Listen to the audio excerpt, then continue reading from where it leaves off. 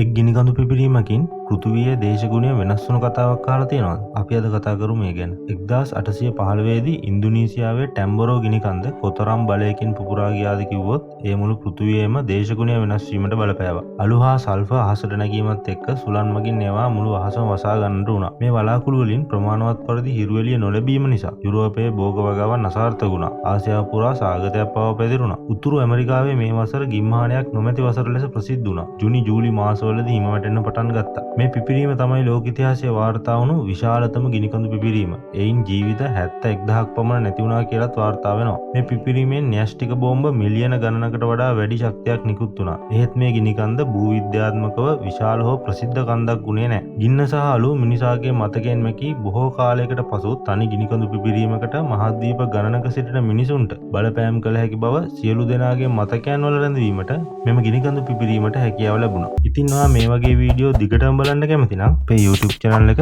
subscribe කරන්න අමතක කරන්න එපා. එහෙනම් ඊළඟ වීඩියෝ එකෙන් හම්බ වෙනකම් ඔයාලට ජය.